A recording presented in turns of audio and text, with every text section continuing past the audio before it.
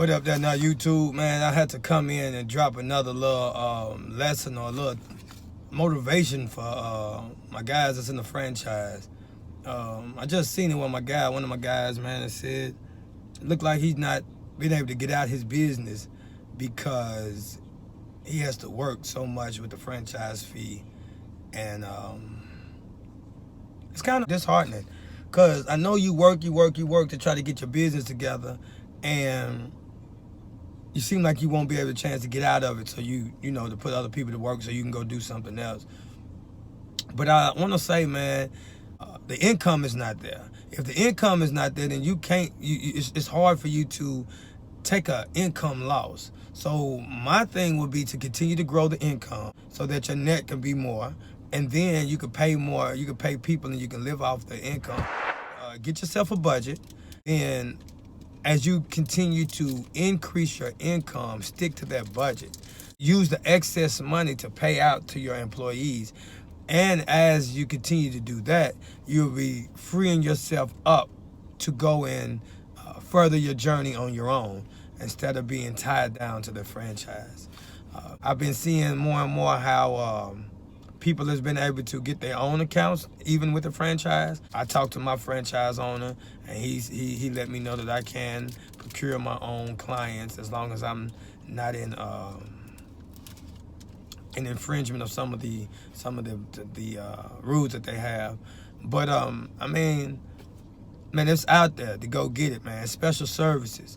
Those that are maybe in franchises and stuck and feel like you're not making enough money. Special services was great for me. Carpet clean, strip and wax, grout clean, deep clean on the kitchen. Those were beautiful because that right there allowed me to maximize,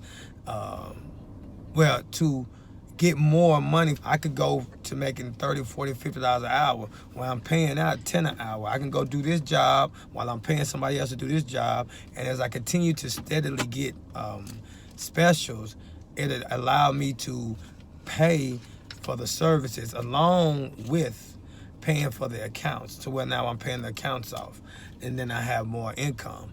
But truth be told, as I pay my accounts off in 4 months, you really don't make money on that account, positive gain, until about 7 or 8 months, because you've been taking a loss and you're putting a person in there for 4 months. Now the next 3 to 4 months is you making up for the loss from the paying the person. Then you go out into a positive gain, maybe 8 months to 12 months of having the contract, and most contracts are 12 months. So if you keep it for the long term, that's when you see your profitability. So you have to do everything you can during the first 7 to 8 months through the first year. If it's being you down in the trenches working it yourself, you having someone that's a very, very great inspector that comes behind and inspects, so that way the account stays longer. Those things are some things that you may need to set in place, so that way you can keep the account as long as possible. Because if you are in the franchise and you are paying those franchise fees, and they are taking out the for the building, and you are paying for someone else to work the building, you're not making that much money. Matter of fact, you could be actually losing on accounts. I've lost on accounts months after months. It was just that I had so much work, a bulk of work coming from another area, other accounts, that I could actually, it's where I think mitigate the loss a little bit. If I'm making 1,000 or 1,500 in this account, and I'm losing 200 and 200 in this account, with the long-term vision I have of paying the account off in 4 months, starting to increase income and keeping it for over a year, then I see my profit. So I take my chances up early. I put my work into it, I put my money into it. That's where the entrepreneur gets paid greater later. They put in that sweat equity in the beginning, or that capital you have to put up. You take those losses that you take going into an account, and you figure like, why would I take an account paying somebody I'm losing $250 a month?